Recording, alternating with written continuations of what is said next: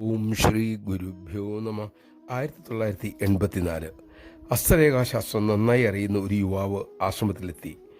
അദ്ദേഹം അമേരിക്കക്കാരനായ നീലുവിൻ്റെ കൈ നോക്കി പറഞ്ഞു, അമ്മ ലോകം മുഴുവൻ സഞ്ചരിക്കും. അമ്മയുടെ ആ സന്ദേശ പ്രചരണത്തിൽ താങ്കൾക്കും പ്രധാനമായി ഒരു പങ്കുണ്ടാകും. ഈ പ്രവചനം കേട്ട് നീലുവിന് ഒന്നും തന്നെ തോന്നിയില്ല. കാരണം വളരെ വളരെ കുറച്ച് ആളുകൾ മാത്രമേ അന്ന് ആശ്രമത്തിൽ വരുന്നുള്ളൂ. ഭാരതത്തിന് പുറത്തു പോകാൻ പണമെവിടെ? ഇങ്ങനെ ചിന്തകൾ ഉണ്ടെന്നപ്പോൾ സ്പഷ്ടമായി ഒരു പല്ല് ചിലയ്ക്കുന്ന ശബ്ദം കേട്ടു. അത് ശ്രദ്ധിച്ച് യുവാവ് പറഞ്ഞു, നോക്കൂ, ഞാൻ പറഞ്ഞത് സത്യമാണ്.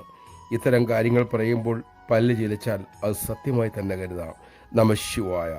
ഗ്രാമത്തിൽ പോലും അറിയപ്പെടാതിരുന്ന അമ്മ ഇന്ന് ലോകാരാധ്യ. അമ്മയുടെ മഹിമയും നമ്മുടെ ഭാഗ്യവും ഇത് രണ്ടും തിരിച്ചറിയാൻ നമുക്ക് സാധിക്കട്ടെ.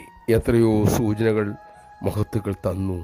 അക്കാര്യങ്ങൾ തിരിച്ചറിഞ്ഞ് വിവേകത്തോടെ അമ്മയെ ആശ്രയിക്കാൻ നമുക്ക് സാധിക്കട്ടെ.